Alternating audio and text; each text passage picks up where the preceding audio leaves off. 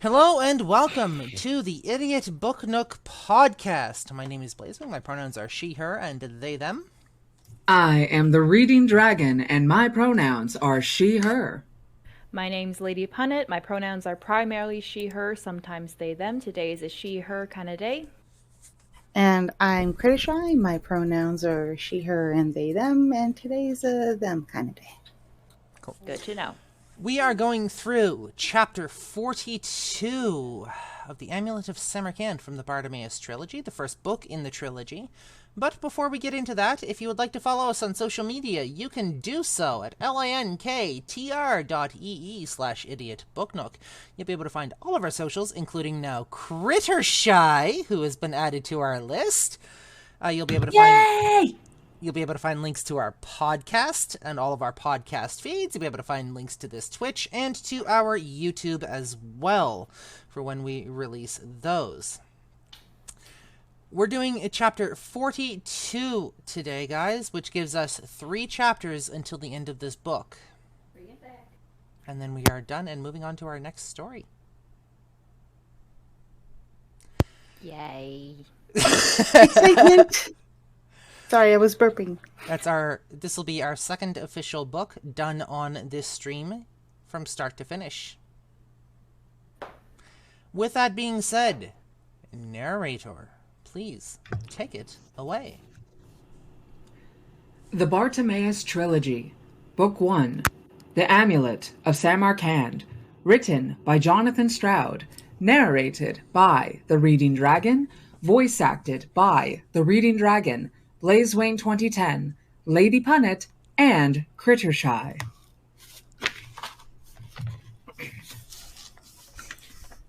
"42. Bartimaeus. Then it happened. The planes close to the rift suddenly went out of sync, as if they were being pulled sideways at varying speeds. It was as though my focus had gone haywire, as it does after a blow to the head. I suddenly saw the windows beyond 7 times over.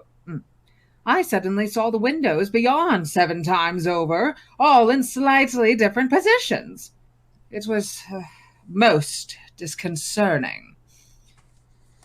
If whatever Lovelace had summoned was strong enough to disrupt the planes like this, it boded ill for all of us inside the pentacle. It must be very close now. I kept my eye on the rift in the air. Amanda Cathcart passed us, screaming, her bob a fetching blue.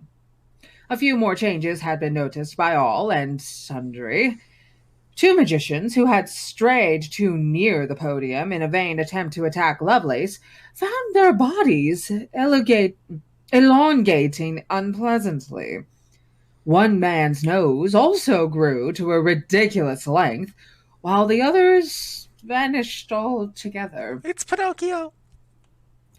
And freaking Neo from First Matrix, when the scene where his entire mouth just disappears. Yeah. Nightmare fuel. Yeah, that nightmare fuel, but instead the nose.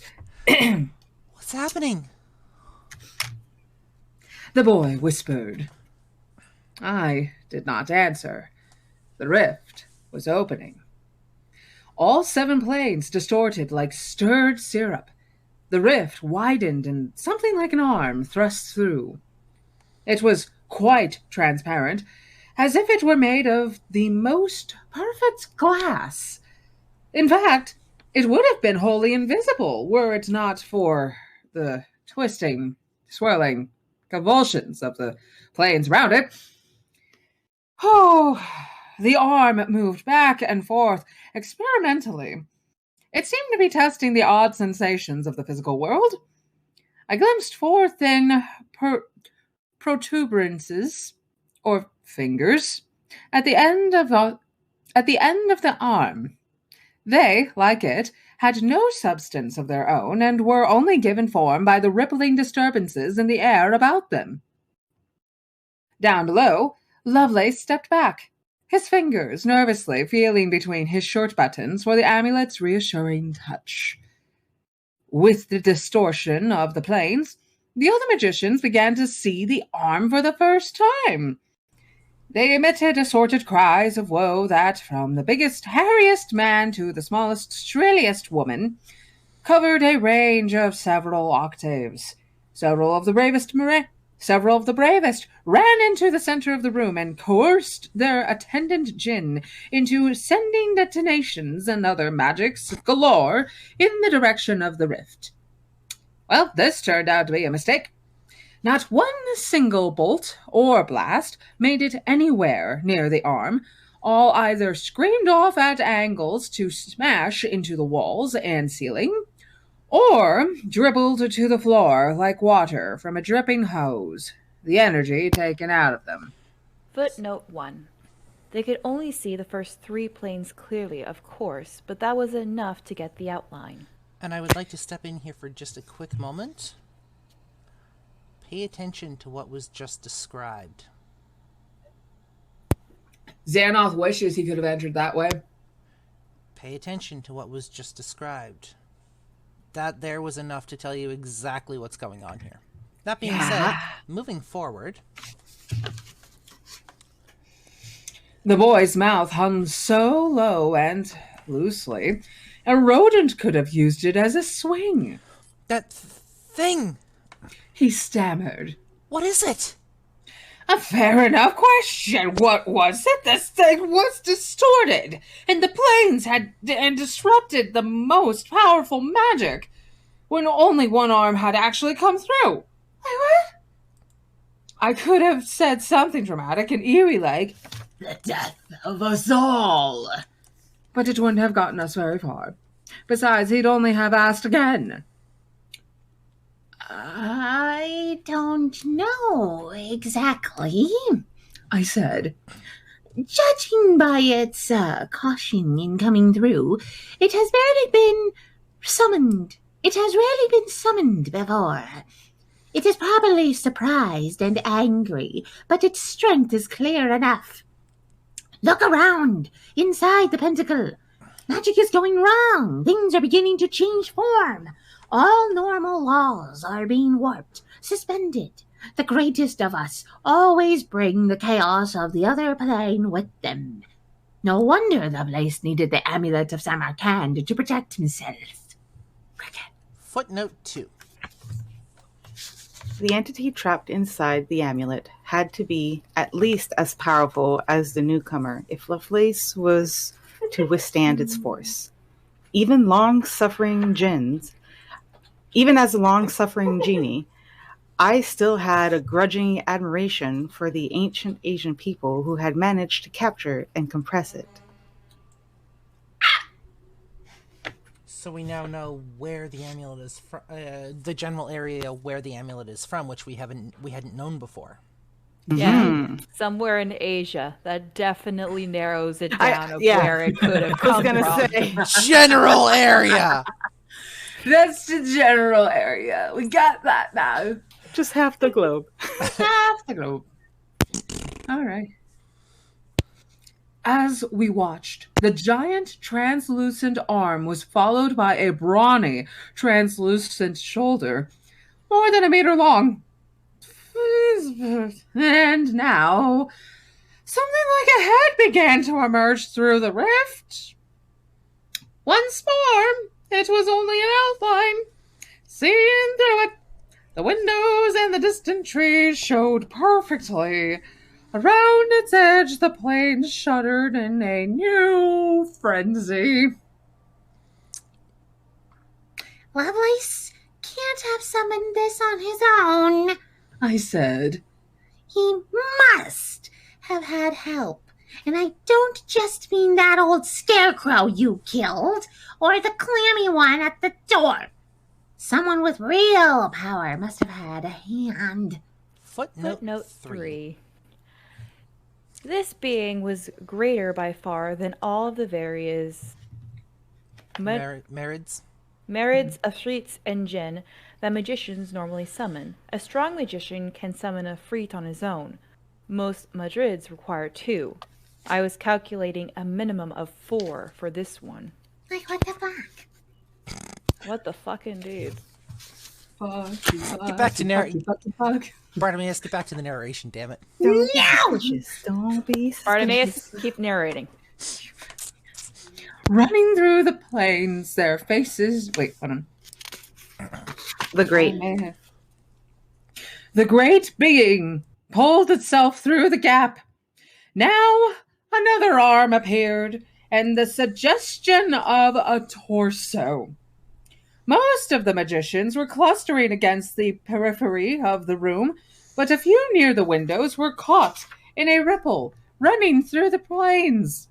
Their faces changed. A man's became a woman's a child's. Oh, maddened by the transformation, one magician ran blindly toward the podium. In an instant, his body seemed to become liquid. It slewed in a corkscrew motion up into the rift and vanished from sight. My master gasped in horror. What kind of liquid, though? Like a milkshake liquid or a water liquid? There's been a lot of my English is sucking this morning. What's the French term? Oh, great. Now my brain's gone completely blank. But when the human language fails us, describe it. Can you use a simile?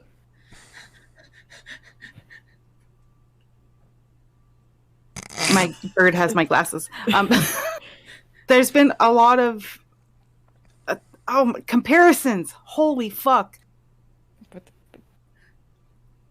There's been a lot of comparisons to water specifically, or to clear water.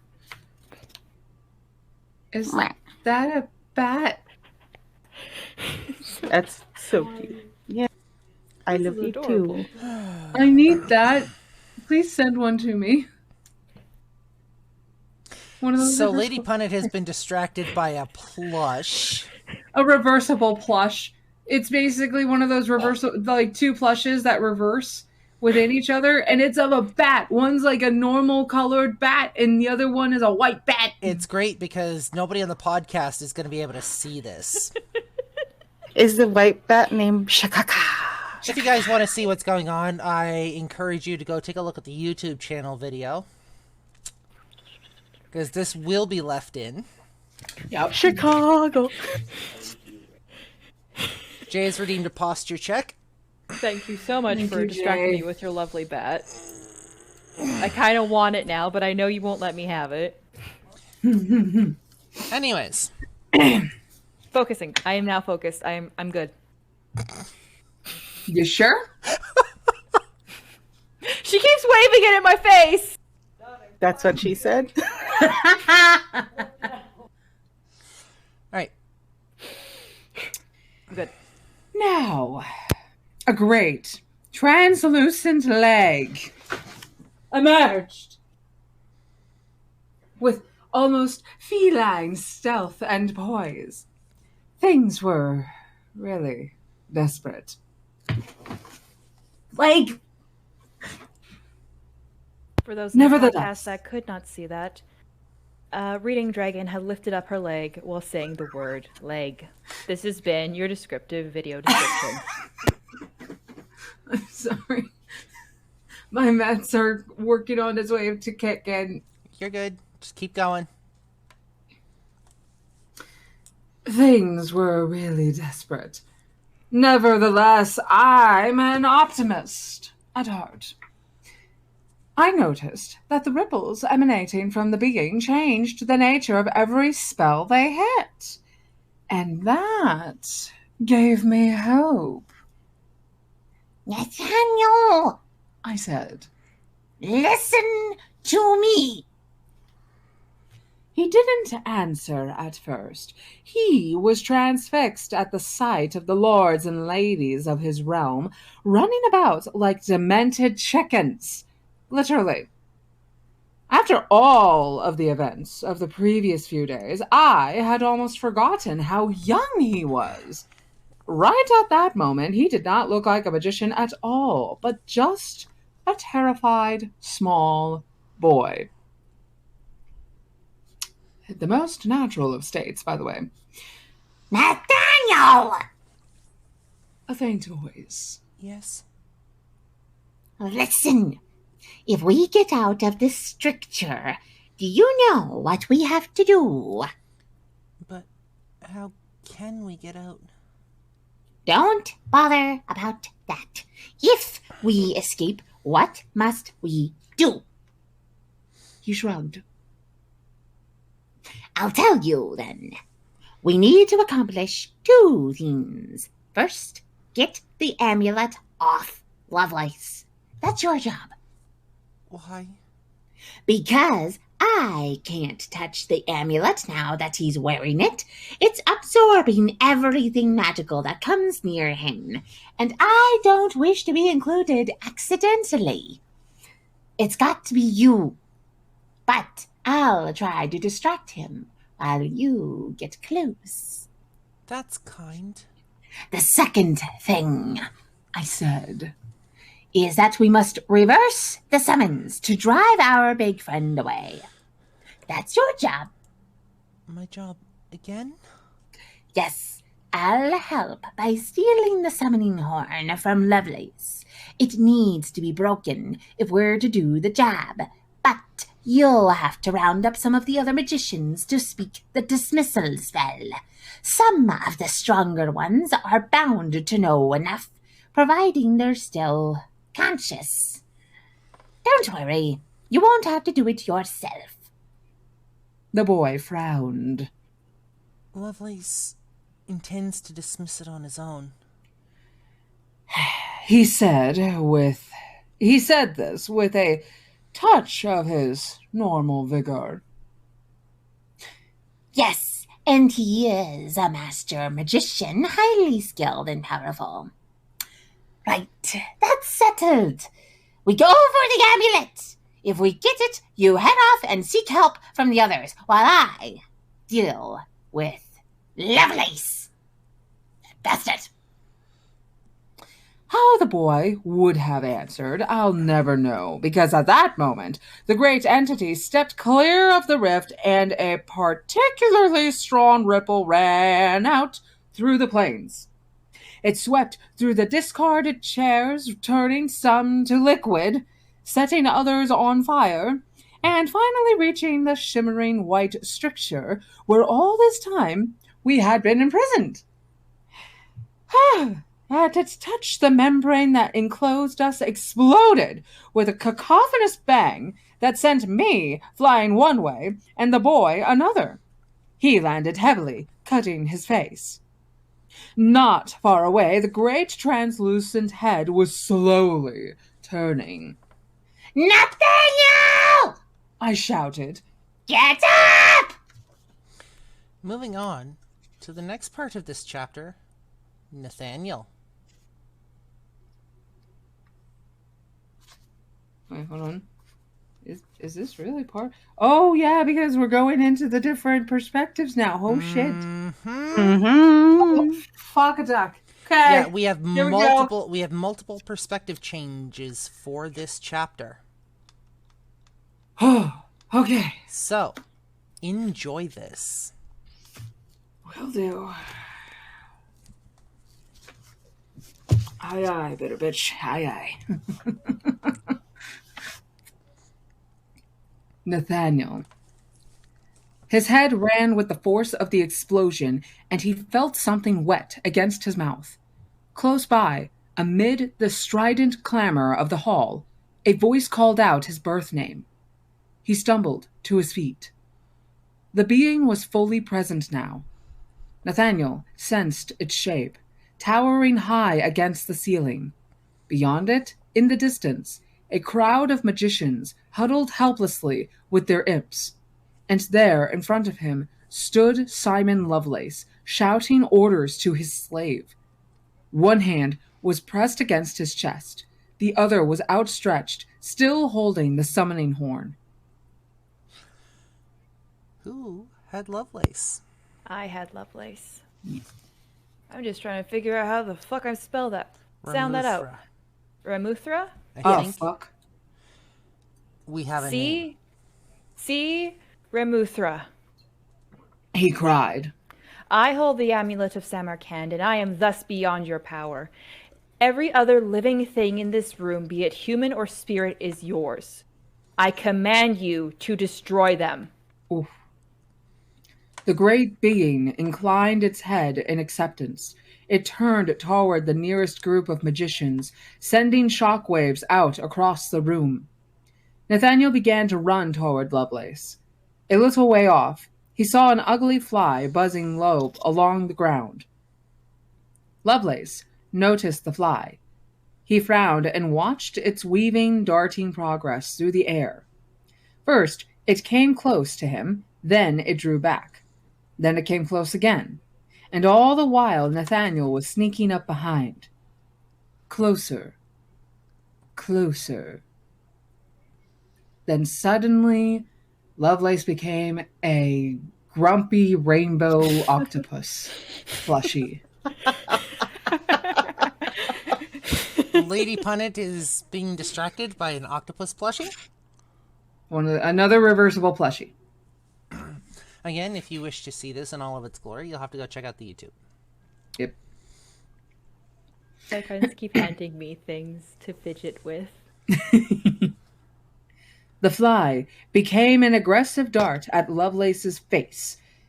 The magician flinched, and at that moment Nathaniel pounced. He gave a spring and leapt on the magician's back, his fingers wrenching at his collar. As he did so, the fly became a marmoset that snatched at the horn with clever, greedy fingers. Lovelace cried out and gave the marmoset a buffet that sent its spinning tail over snout. Then, bending his back, he tossed Nathaniel over his head to land heavily on the floor. Nathaniel and the marmoset sprawled side by side, with Lovelace standing over them. The magician's glasses hung crookedly from one ear. Nathaniel's departing hands had ripped his collar halfway. The gold chain of the Amulet of Samarkand was exposed around his neck. So, Lovelace said, adjusting his spectacles and addressing Nathaniel. You rejected my offer. A pity. How did you elude Maurice? With the help of this thing? He indicated the marmoset. Presumably that is Bartimaeus. Nathaniel was winded. It pained him when he tried to rise.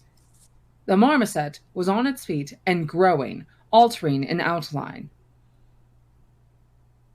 "Come on!" it hissed to Nathaniel. "Before it has a chance to—" Lovelace made a sign and spoke a syllable.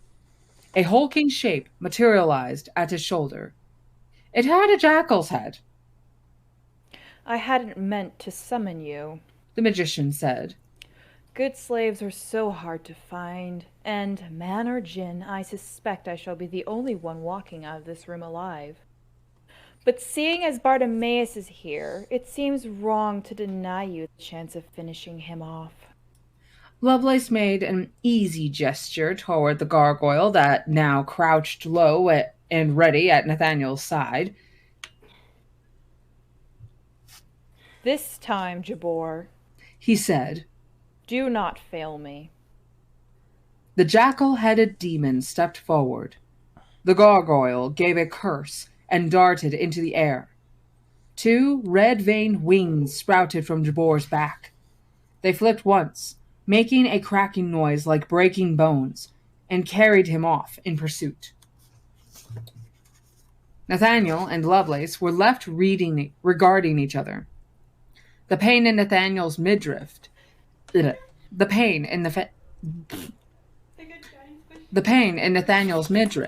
had subsided a little, and he was able to get to his feet. He kept his eyes fixed on the glint of gold at the magician's throat. You know, John, Lovelace said, tapping the horn casually against the palm of one hand. If you had the luck to be apprenticed to me from the start, we might have done great things together. I recognize something in you. It is like looking into a mirror of my younger days. We share the same will to power. He smiled, showing his white teeth. But you are corrupted by Underwood's softness, his mediocrity. He broke off at this point, as a howling magician stumbled between them, his skin shining with tiny iridescent blue scales. Lucky? I want tiny iridescent blue scales. I want tiny iridescent blue scales too. Where do we Bring get him tiny over. iridescent blue scales? Yeah, where do we get our blue scales? Come on. From all across the room came the confused, unsettling sounds of magic distorting and going wrong as it met the shock waves emanating from Ramuthra. Most of the magicians and their imps were piled up against the far wall, almost one on top of the other in their effort to escape. The great being moved toward them with lazy steps, leaving a trail of altered debris in its wake.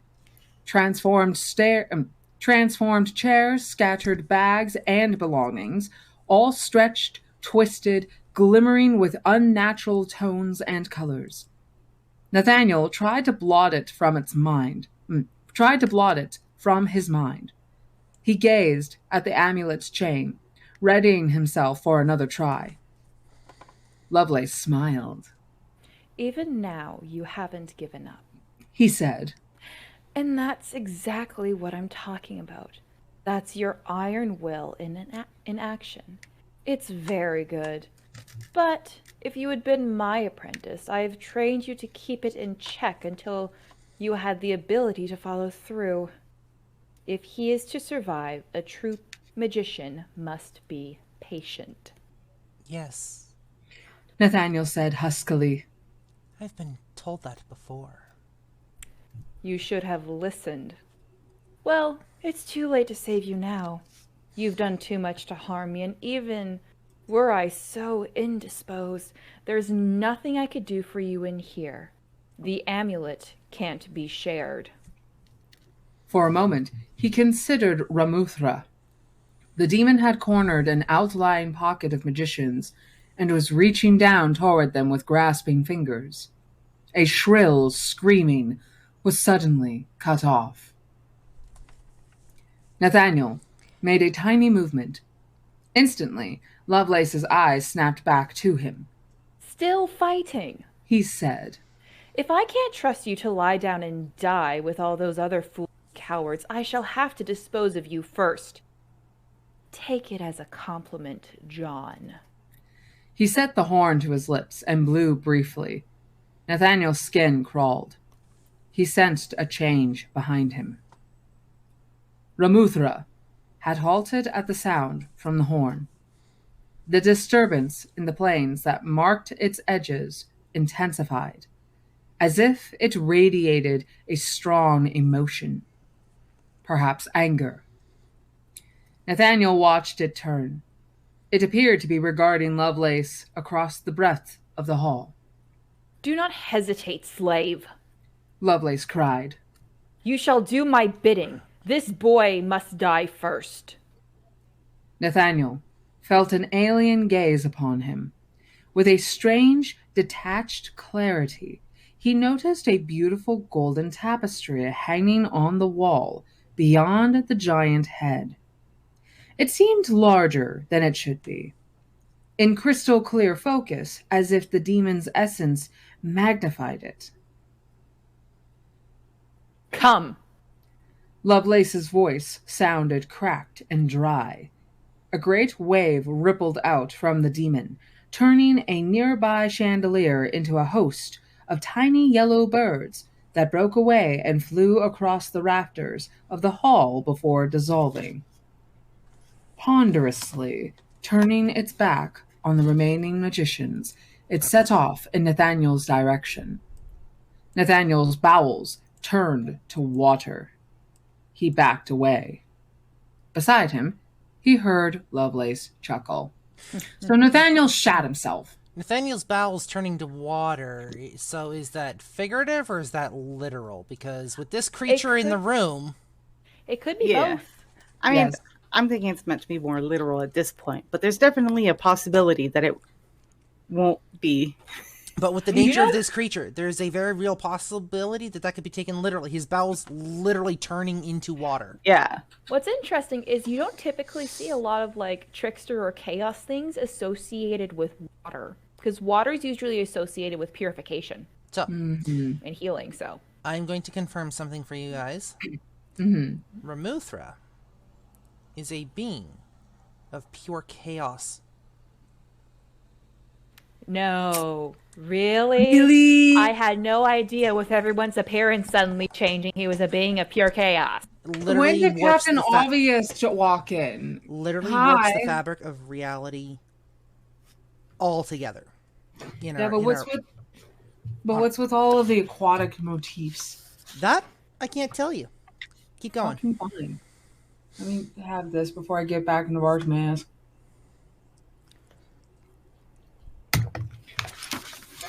Let's leg ourselves back into Bartimaeus. So, here we were again, Jabor and I. Like partners in a dance. I retreating, he pursuing. Step by synchronized step, across the chaotic hall we flew, avoiding the scurrying humans, the explosions of misdirected magic, the shock waves radiating from the great being stalking in its midst. Jabor wore a grimace that might have been annoyance or uncertainty, since even his extreme resilience would be tested in this new environment. I decided to undermine his morale. How does it feel to be... Wait, hold on. That is part of...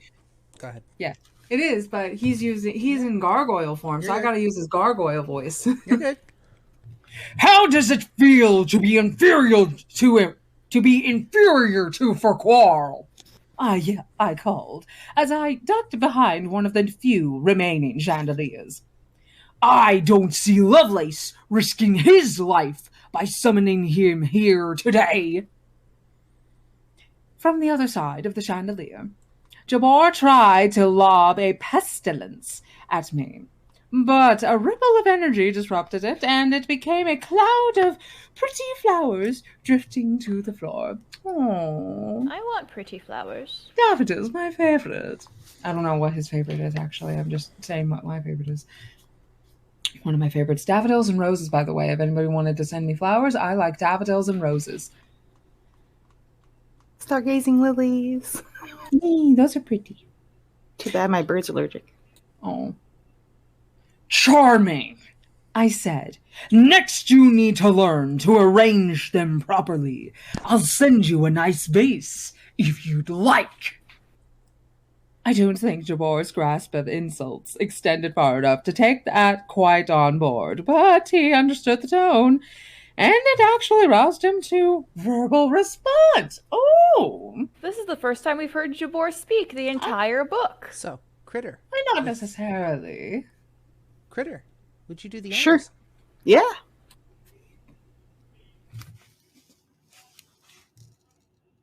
Okay, yeah. So where? Oh, right. He summoned me because I'm stronger. And keep in mind, Jabor is one of the last surviving victims of a massacre that Bartimaeus did upon his people. Oh, right. Ah, okay. So there's a lot of hate there. All right. There's Wait, wasn't that the other guy from inside the thing? You mean No. Farquhar? No. No. I mean the in the prison guards. That was the prison guards. Farquhar That was and the prison Jabor guards. are You the are sum- absolutely right. Fair enough, yeah. Still, he's not happy. He's not happy to be here because he's gonna die. Yeah. He summoned me because I'm stronger. He bellowed, wrenching the chandelier from the ceiling and hurling it at me. Oh! I dodged balletically, and it shattered against the wall, to rain down in little lumps of crystal on the magician's cowering heads. Jabor did not seem impressed by this graceful maneuver. I can't help it, obvious. He cried.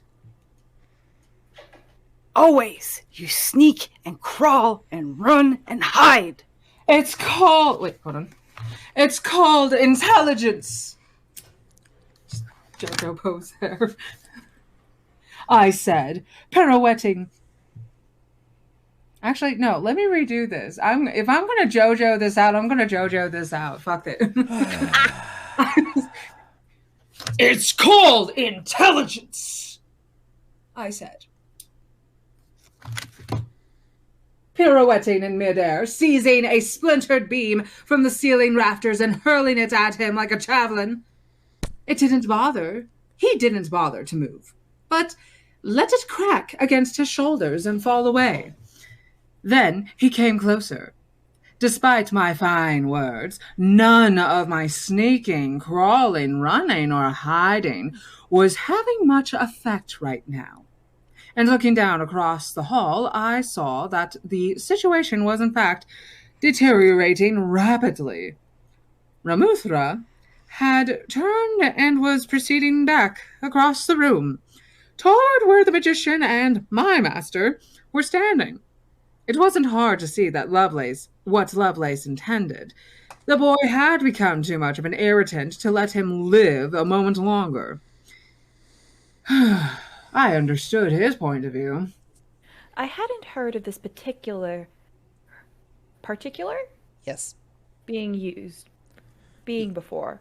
Unsurprisingly, really, since though there are many thousands of us the magicians have cruelly summoned and thus defined, there are countless more that merge into the other place without any need for names. Perhaps this was the first time Ramuthra had been summoned. And still Lovelace held the horn. Still he wore the amulet. So far we had gained nothing. Somehow he had to be distracted before Ramuthra got near enough to destroy the boy. An idea came into my mind, unbidden. Interesting. But first, I needed to shake Jabor off for a while. Easier said than done. Jabor being a persistent sort of fellow. Avoiding his outstretched fingers, I ducked down through the air in the vague direction of the center of the room. The podium had long since reduced to a blankmangy sort of substance by the proximity of the rift. Scattered shoes and chairs were strewn all around, but there was no one left living in the area. I dropped at speed. Behind, I heard Jabor rushing through the air in hot pursuit. The nearer I got to the rift, the greater the strain on my essence. I could feel a suction starting to pull me forward. The effect was unpleasantly similar to being summoned. When I had reached the limit of my endurance, I stopped in midair, did a quick somersault, and faced the oncoming Jabor. There he was, whistling down, arms out, and angry, with not a thought for the danger just beyond me. He just wanted to get his claws on my essence and rend me like one of his victims from old Ombos or Phoenica or Phoenicia. Phoenicia. Yeah. Or Phoenicia. Ombus. City in Egypt sacred to Seth, Jabor's old boss. For a century or two, Jabor lurked in a temple there, feeding on the victims brought to him, until a pharaoh from Lower Egypt came and burned the place to the ground. Oof. But I was no mere human, cowering and quailing in the temple dark. I am Bartimaeus, and no coward either. I stood my ground. Footnote 6. Or air, really. We were about 20 feet up. Down came Jabor. I hunched into a wrestling pose. He opened his mouth, he opened his mouth to give that jackal cry. I flapped my wings once and rose up a fraction. As he shot under me, I swiveled and booted his backside with all my strength. He was going too fast to stop quickly, especially with my friendly assistance. His wings jammed forward in an effort to stop. He slowed and began to turn, snarling. The rift exerted its pull on him. An expression of sudden doubt appeared on his face. He turned. He tried to beat his wings, but they did not move properly. It was as if they were immersed in fast flowering treacle. Traces of a black-gray substance were pulled off the fingers of his wings and sucked away. That was his essence beginning to go. He made a tremendous effort and actually succeeded in advancing a little toward me. I gave him a thumbs-up sign. Well done, I said. I reckon you made about 5 centimeters there. Keep going. He made another Herculean effort. Another centimeter. Good try. You'll get your hands on me soon.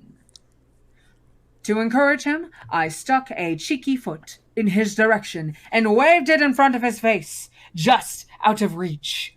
He snarled and tried to swipe, but now the essence was curling away from the surface of his limbs and being drawn into the rift. His muscular tone was visibly changing, growing thinner by the instant. As his strength ebbed, the pull of the rift became stronger, and he began to move backward. Slowly first, then faster. If Jabor had had half a brain, he might have changed into a gnat or something. Perhaps, with less bulk, he might have fought free from the rift's gravitational pull. A word of friendly advice could have saved him, but, dear me, I was too busy watching him unravel to think of it until it was far too late. Now, his rear limbs and wings were sloughing off into liquid streams of greasy gray-black stuff that spiraled through the rift and away from Earth. It can't have been pleasant for him, especially with Lovelace's charge still binding him there. But his face showed no pain, only hatred. So it was, right to the end. Even as the back of his head lost its form, his blazing red eyes were still locked on mine. Then they were gone, away into the rift, and I was alone, waving him a fond adieu. I didn't waste too much time on my goodbyes. I had other matters to attend to. You're a dick, dude. Yeah. What a fucking dick. I mean, you're saying this as if it's surprising. No, just, dude. Bye, Jabor. See you never, bitch. This is Bartimaeus' face right now. Yeah, basically. It's in happy rainbow octopus mode. He is very happy rainbow octopus mode right now. Dude, at my store, they came out with some of the Halloween stuff, and there's rainbow jack-o'-lantern squishmallows. Awesome. Love it. I need one. Perspective change. Nathaniel. This is Lovelace, first up. An amazing thing, the Amulet of Samarkand. Whether from fear or from a cruel delight in reasserting his control, Lovelace persisted in keeping up a one-sided conversation with Nathaniel even as Ramuthra stalked remorselessly toward them. It seemed he could not bring himself to shut up. Nathaniel was retreating slowly, hopelessly, knowing there was nothing he could do. Ramuthra disrupts the elements, you see. Lovelace continued. Whatever it threads, the elements rebel, and that ruins the careful order on which all magic depends. Nothing any of you might try can stop it. Every magical effort will misfire. You cannot hurt me. You cannot escape. Ramuthra will have you all, but the amulet contains an equal and opposite force to Ramuthra's. Thus, I am secure. It might even lift me to its mouth, so that chaos rages upon me, and I would feel nothing. The demon had halved the distance to Nathaniel and was picking up pace. One of its great transparent arms was outstretched. Perhaps it was eager to taste him. My dear master suggested this plan. Lovelace said. And, as always, he was inspired. He will be watching us at this moment. You mean Schuyler? Even on the threshold of death, Nathaniel couldn't restrain a savage satisfaction. I doubt it. He's lying dead upstairs. Lovelace's self-possession faltered for the first time. His smile flickered. That's right. Nathaniel said. I didn't just escape. I killed him. Yep. The magician laughed. Don't lie to me, child. A voice behind Lovelace. A woman's, soft and plaintive. Or wait, is this... Who's So Amanda that's Carhart? me. I'm Yeah. Samantha, but I'd be voicing two people. Well, this is Amanda Cathcart, Cathcart. which technically I know you've voiced, but if you want, I can do so that You we have can voice Amanda just so that way I'm not talking to yourself. Yeah. to myself. Like a crazy person. Yeah. Even though, don't you already kind of do that with Roe and Thornwick? All the time. Simon! The magician looked back. Amanda Cathcart stood there, close at hand, her gown torn and muddied, her hair disheveled and now slightly maroon. She limped as she approached him, her arms out, bafflement and terror etched upon her face. Oh, Simon! She said. What have you done? Lovelace blanched. He turned to face the woman. Stay back. He cried. There was a note of panic in his voice. Get away. Tears welled in Amanda Cathcart's eyes. How could you do this, Simon? Am I to die too? She lurched forward, discomforted. The magician raised his hands to ward her off. Amanda, I'm sorry. It had to be done. No, Simon. You promised me so much. Sideways on, Nathaniel stole closer. Lovelace's confusion turned to anger. Get away from me, woman, or I will call on that demon to tear you to shreds. Look, it's almost upon you. Amanda Cathcart made no move. She seemed past caring.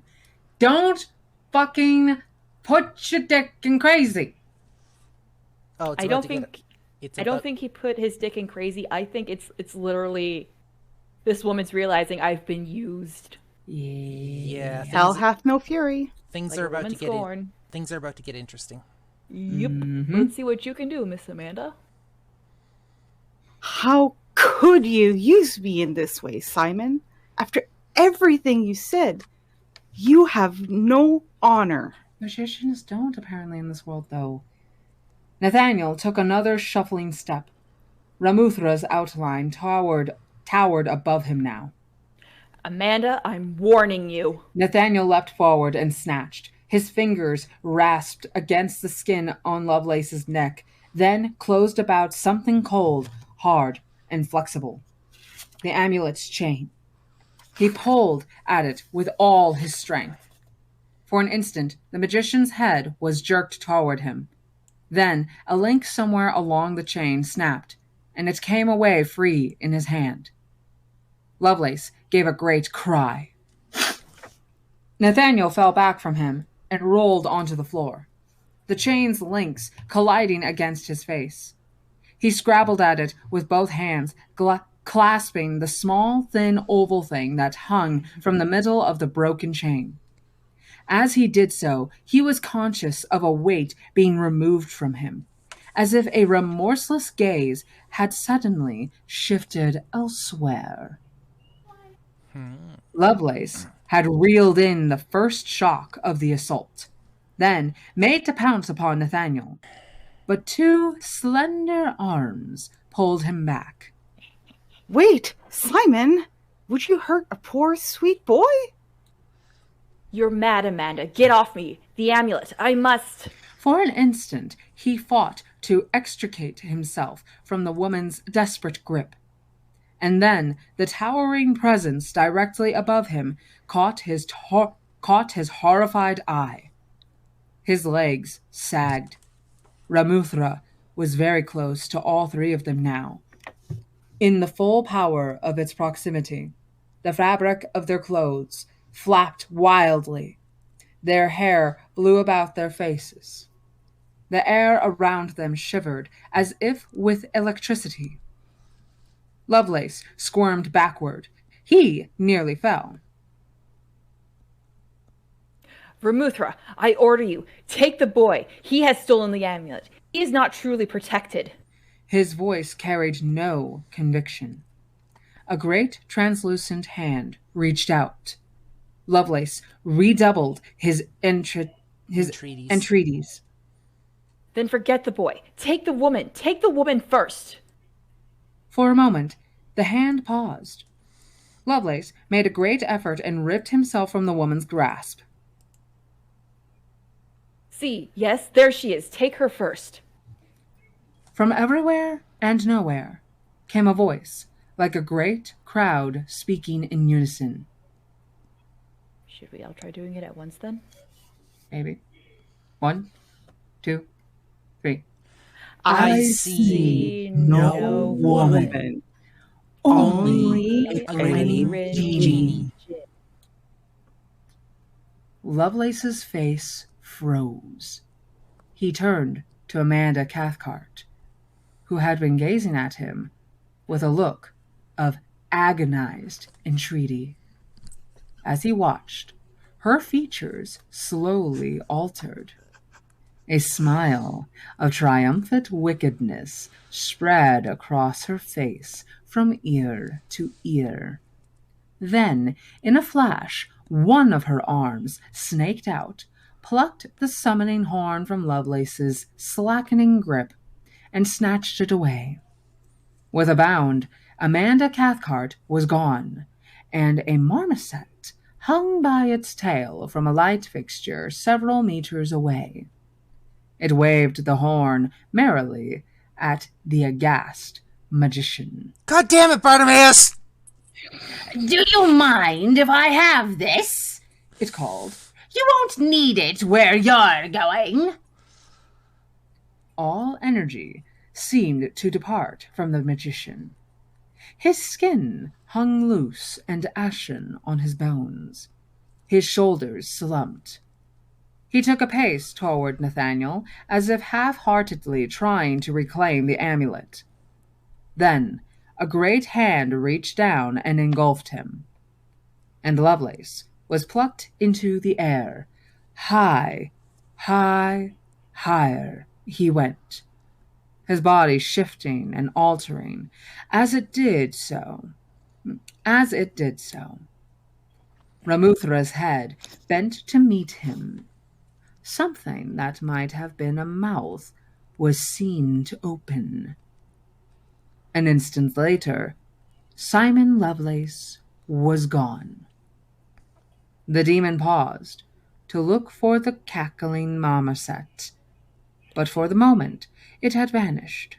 Ignoring Nathaniel, who was still sprawled on the floor, it turned back heavily toward the magicians at the other end of the hall. A familiar voice spoke at Nathaniel's side. 2 down, 1 to go, it said. Perspective switch. Bartimaeus again. I was so elated at the success of my fine trick that I risked changing into Oh, wait. Hold on. Let me read that last bit again before the perspective changed.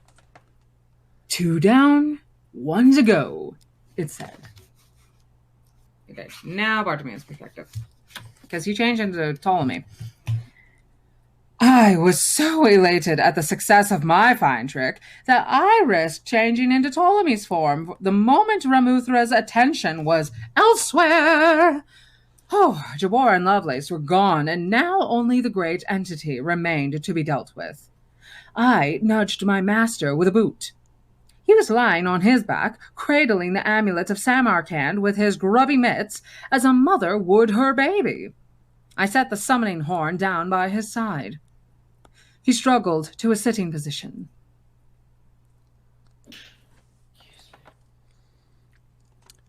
Lovelace, did you see?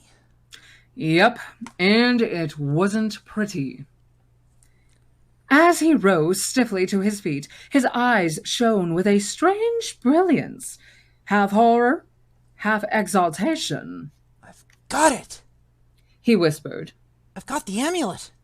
Yes, I replied hastily. Well done, but Ramuthra is still with us, and if we want to get help, we're running out of time. I looked across at the far side of the auditorium. My elation dwindled. God damn it. The assembled ministers of state were a Lamentable. Were a lamentable heap by now, either cowering in dumb stupefaction, banging on the doors, or fighting viciously with each other for a position as far away as possible from the oncoming Ramuthra. Humans. It was an unedifying? Unedifying. It was an unedifying spectacle, like watching a crowd of plague rats scrapping in a sewer. It was also highly worrying, since not one of them looked in a fit state to recite a complex dismissal spell. Come on, I said.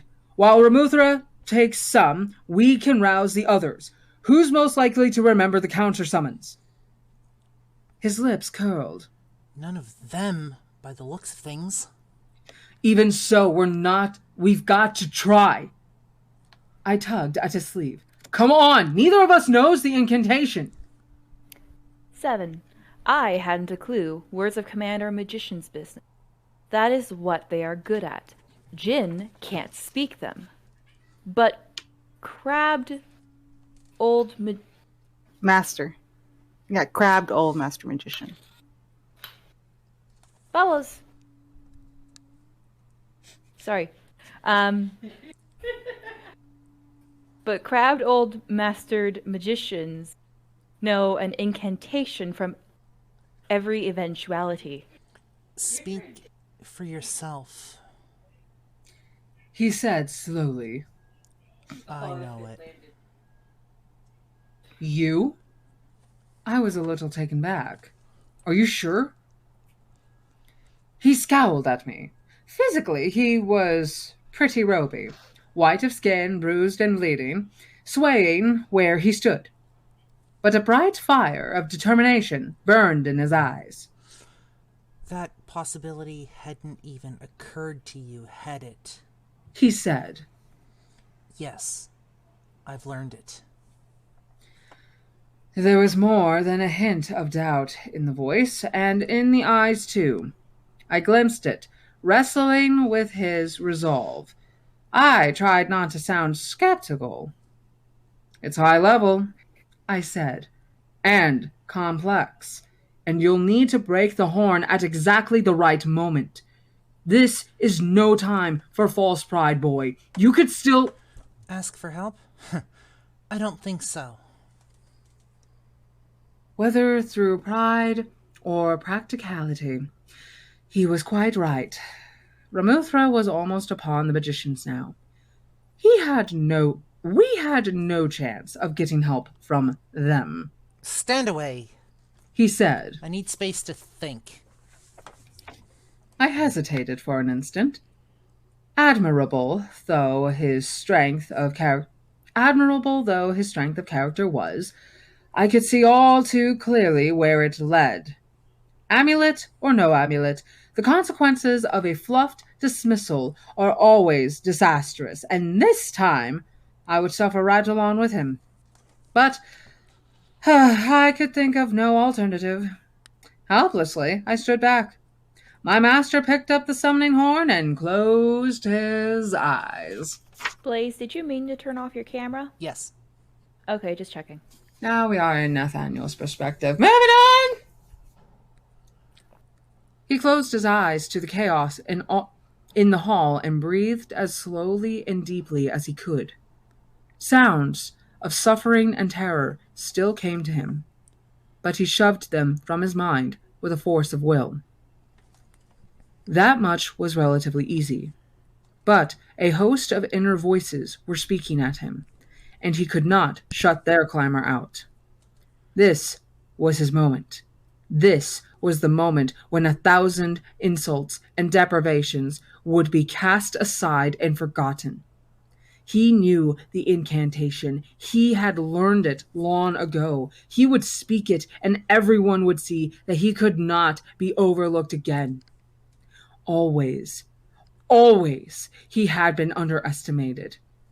Underwood had thought him an imbecile, a fool with barely the strength to draw a circle. He had refused to believe his apprentice could summon a genie of any kind. Lovelace had thought him weak, childishly soft-hearted, yet likely to be tempted by the first cursory offer of power and status. He had refused to accept that Nathaniel had killed Schuyler too. He had gone to his death, denying it. And now, even Bartimaeus, his own servant, doubted that he knew the dismissal spell. Always, they cast him down. Now was the moment when everything was in his hands. Too often before, he had been rendered powerless. Hold on. Locked in his room, carried from the fire, robbed by the commoners, trapped in the stricture. The memories of these indignities burned hot inside him. But now he would act. He would show them. The outcry of his wounded pride almost overwhelmed him. It pounded on the inside of his skull. But at the deeper core of his being, beneath his desperation to succeed for his own sake, another desire struggled for expression. Far off, he heard someone cry out in fear, and a shudder of pity ran through him. Unless he could bring the spell to mind, the hapless magicians were going to die. Their lives depended on him, and he had the knowledge to help. The counter-summons, the dismissal. How had it gone? He'd read the incantation. He knew he had. He'd committed it to memory months before. But he couldn't concentrate now. He couldn't bring it to mind. This was no good. They were all going to die, just as Mrs. Underwood had died. And again, he was about to fail. How badly Nathaniel wanted to help them, but desire alone was not enough. More than anything else, he had wanted to save Mrs. Underwood, bring her from the flames. He would have given his life for hers if he could. But he had not saved her. He had been carried away, and she had gone forever. His love had counted for nothing. For a moment, his past loss and the urgency of his present desire mingled and welled within him. Tears ran down his cheeks. Patience, Nathaniel. Patience. He breathed in slowly. His sorrow receded, and across a great gulf came the remembered peace of his master's garden. He saw again the Rhododendron. Rhododendron. They're red roses. Okay. He saw again the rhododendron bushes, their leaves glinting dark green in the sun. He saw the apple trees shedding their white blossom. A cat lying on a red brick wall. He felt the lichen. Under his fingers. Lichen? Okay.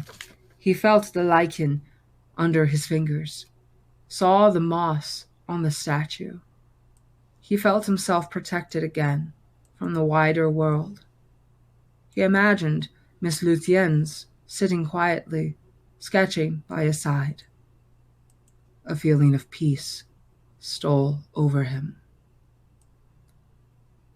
His mind cleared. His memory blossomed. The necessary words came to him, as he had learned them sitting on the stone seat a year or more ago. He opened his eyes and spoke them, his voice loud and clear and strong. At the end of the 15th syllable, he split the summoning horn in two across his knee. As the ivory cracked and the words rang out, Ramuthra stopped dead.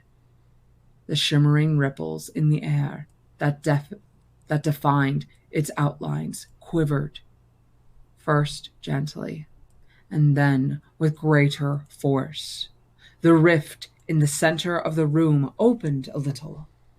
Then, with astonishing suddenness, the outlines of the demon crumpled and shrank. Were drawn back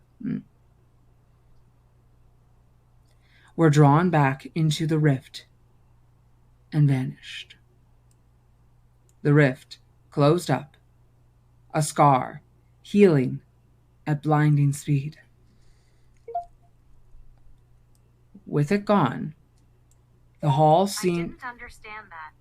Why are you trying to take a command that I'm not trying to offer? Phone, fuck off. It did it again. Yep. With it gone. With it gone, the hall seemed cavernous and empty. One chandelier and several small wall lights came on again, casting a weak radiance here and there. Outside, the late afternoon sky was gray, darkening to deep blue. The wind could be heard rushing through the trees in the wood. There was absolute silence in the hall. The crowd of magicians and one or two bruised and battered imps remained quite still. Only one thing moved. A boy, limping forward across the center of the room, with the Amulet of Samarkand dangling from his fingers. The jade stone at its center gleamed faintly in the half-light. In utter silence, Nathaniel crossed to where Rupert Devereux sprawled half-buried under the foreign minister, and placed the amulet carefully in his hands. And thus ends chapter 42 of the Amulet of Samarkand. Oh my fuck. That was a long chapter. That was a long chapter. But a very good one. Do we want to keep our discussion, or do we want to go straight to the end of the book and then discuss it all? I want to keep on going with our formula and discuss the end of the chapter. Okay. Yeah. So, because otherwise I will forget about this fun fact. So Seth, the god that Jabor used to be in charge of, used to serve, he is often depicted with the head of a jackal. Of a jackal, yeah. I thought that was a nice touch. Mm-hmm. That would explain Jabor's appearance. So he was originally a servant of Set. Mm-hmm.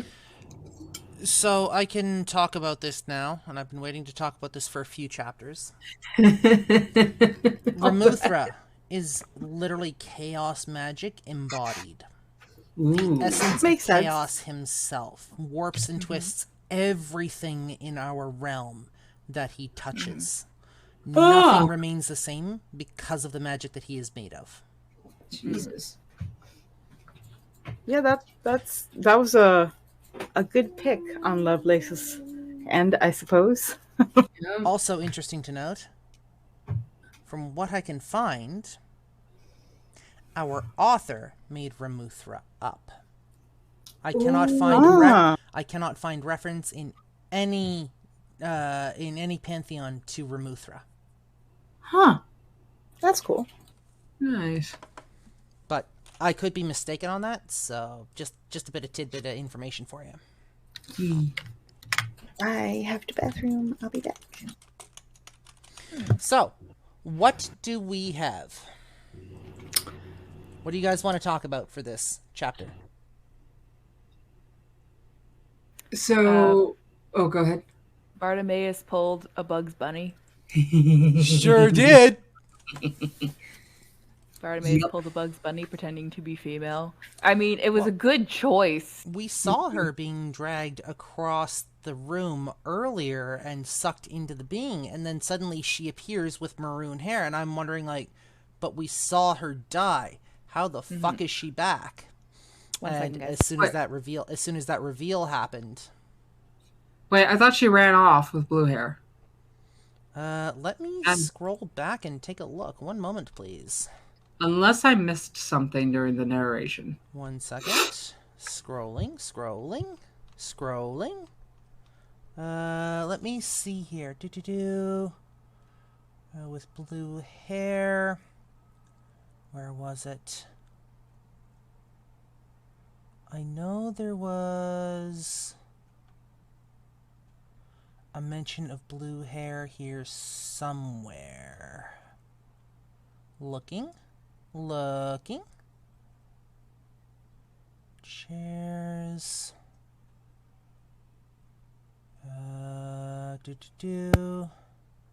Sorry about that. It was my mummy calling. Oh, you are good. I'm going to go searching for this term, actually. Oh, that didn't work. What term are we looking for? I'm looking for the reference to the blue hair from earlier in the chapter. So I need to double check on something. Also, it was a good idea to have Critter voice Amanda instead of me, since it wasn't actually Amanda. Yes. Let me see. Hi, back. Welcome back. Where is that reference to the blue hair? Do you think Ramuthra just targeted, like, the most powerful magicians first, or do you think he was, like, indiscriminatory? I don't think he actually gave a shit, given the very nature of his being. Yeah, I think it was just a side effect of him being in the room kind of thing. Here, I got it. Amanda Cathcart passed us, screaming, her bob a fetching blue. That's literally all it says. My bad. I thought she was sucked up into Ramuthra. That was my bad. There was a thing that said that Nathaniel heard, like, a shrill screeching voice that suddenly stopped, so maybe that's what you remembered? Could be. But I swear we watched her die. I guess I was wrong. My bad. Then again, that could totally be the way the author intended to write that, or have it reflected in memory. Who knows? Yeah, that's very true. Yeah, so Nathaniel, a young 12-year-old boy, managed to remember. And Miss Lutien was mentioned near the end. Ms. Lutien was his saving grace. Yup. She was his quiet place, his safe place, the place where he was most at peace. She was a story mechanic. Yep. I wonder... Because here's the thing, Mrs. Underwood was also viewed as a safe place. I wonder if both Miss Lutien and Mrs. Underwood had been killed, if he would not have had that place. Because Mrs. Underwood was killed, so he didn't view her as a safe place anymore, but he knew Miss Lutien was alive. So in a way, if Mr. Underwood hadn't fired Miss Lutien, there would be a chance that she wouldn't be alive right now. Yeah. There is also just an errant thought. I know this probably isn't the way that things are, but it has been mentioned that the Amulet of Samarkand has been shown to us to be an equal yet opposite force to chaos, which means the amulet itself is an object of law and order. Da, da, da. Right? Bum, bum, bum. But I just want to draw a parallel for a second to Miss Lutien's and Mrs. Underwood and the amulet. They could be considered essentially not a mirror, but examples of the amulet itself. So my mind got to thinking, what if they were reflections from the amulet? That'd be cool. I mean, like I said, I know that's probably not the way it is, but think about it. Mrs. Underwood always had a place, right? She always had things belonged in their place. She was always orderly. She was always nice. She was always cheerful. Miss Lutien's, there's a rule for everything. This is the reason the rule exists. Everything has its place. Everything is in order. You have to remember the order in order to understand how things work. Mm-hmm. Again, Yeah.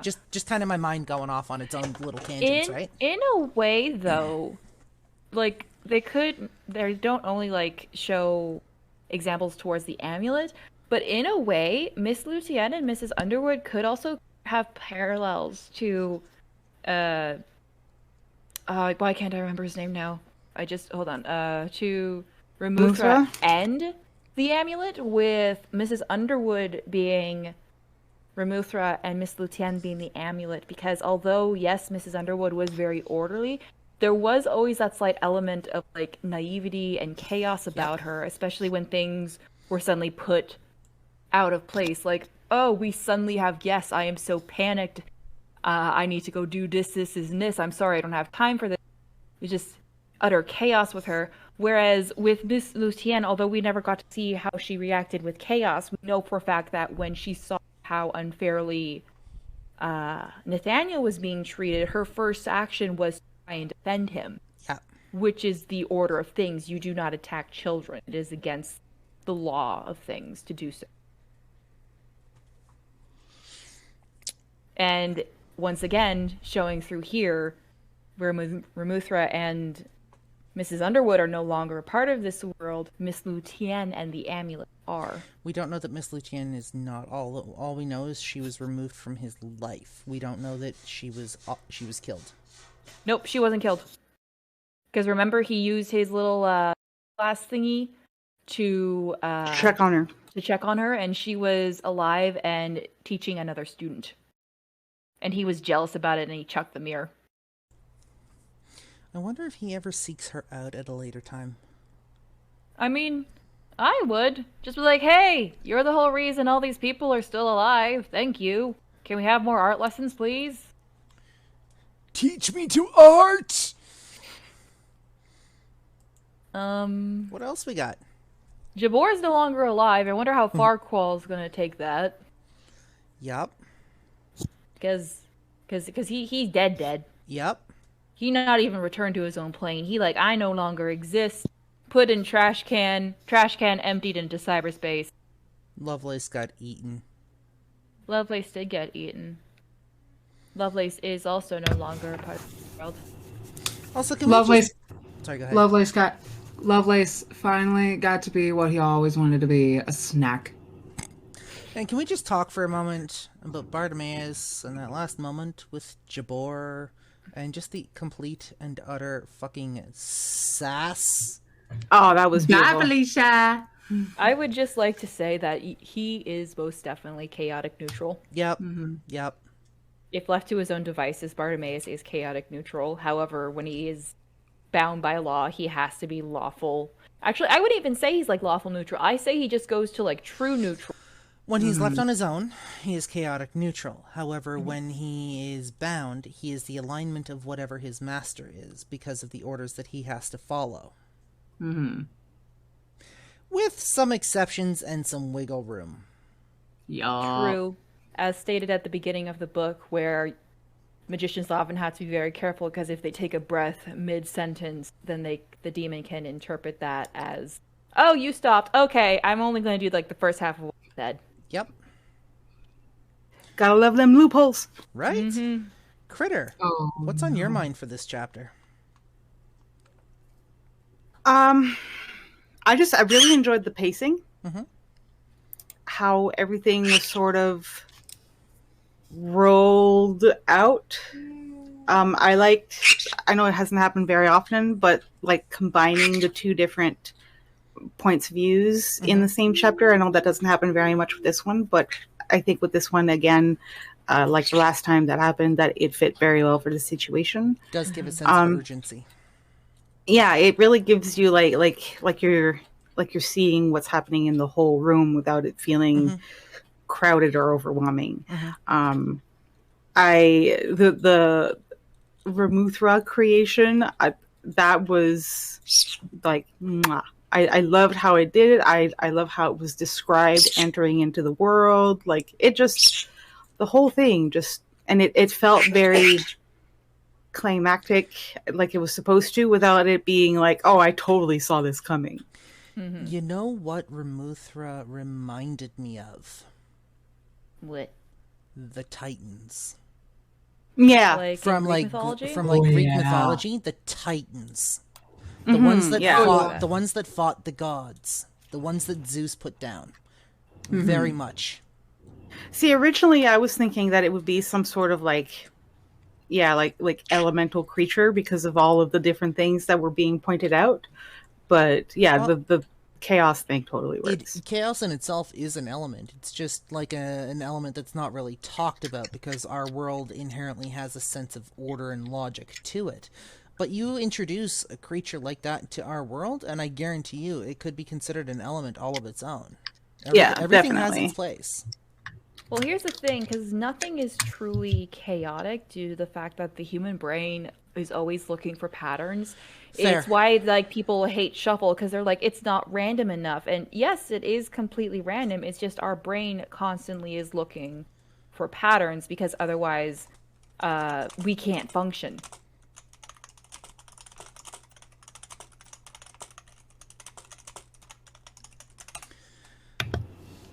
So that's actually called pareidolia, and it is a natural thing for our brains to try and find patterns in literally everything. They're literally wired that way, and it's the reason people, for instance, see the face of Jesus on toast. Yep. It's the reason we see constellations. Yeah. I learned that word while watching Stranger Things. Yep. I actually learned that in 2017 in Psych 104. No. I forget where I learned it. Seeing It was just brought up recognizable again objects or recently. patterns in otherwise random or unrelated objects or patterns is called pareidolia. It's a form of apophenia, which is a more general term for the human tendency to seek patterns in random information, and everyone experiences it. Yep. It can't be not experienced. Kind of like find the tiger in this image of a jungle. Yes, ferret, exactly. It is a natural human thing to look for patterns in everything. Because we need to make sense of the world around us. Our brains are inherently ordered for the most part, as much as we wish they weren't, or as much as we think they aren't. Yep. As much as like the early 2000s people tried to be random and quirky, like no, you're not. It's copy and paste at this point. Mm-hmm. All right. Dragon, Yes. what are your thoughts from this chapter? Fuck, fuck, you fuck, you fuck, you fuck. All the world was about to implode. Cool. Love it. It wasn't about to implode, but because here's the thing, he couldn't leave the circle. At the very least, we knew he could not leave the circle. Yeah, I mean, fair, still, fuck. Oh yeah, definitely, like, fuck, like, that was terrifying, but he could not leave the circle. So our next chapter is actually fairly short. So do you think we should do 2 chapters at once then? No, because the following chapter after that is The last one. It's a bit lengthy. It's the wrap up and the conclusion and the tie up. So we're gonna take a 15-minute break, guys. We're gonna go stretch. We're gonna go grab a drink. We're gonna refill our snacks. Whatever we gotta do. I gotta do some posting because I need to share our stream. Because I kind of got distracted and forgot to do that. So I'm sharing the stream across the social medias. You are good. For those of you that are watching, actually, hang on a second. I should probably do our wrap up before I get into that. Yes, so, please. we want to thank you for joining us for this episode of the Idiot Book Nook podcast and chapter 42 of the Amulet of Samarkand. If you want to follow us on social media, you can do so at lanktr.ee/Idiot Book Nook. It's been a ride. We've got 2 chapters left, and for the Idiot Book Nook, I'm Blazewing. I'm the Reading Dragon. I'm Lady Punnet. And I'm Crittershy. And we will see you guys later. Thank you very much for joining us. See you in 15. See you in 15 minutes. Bye. Bird.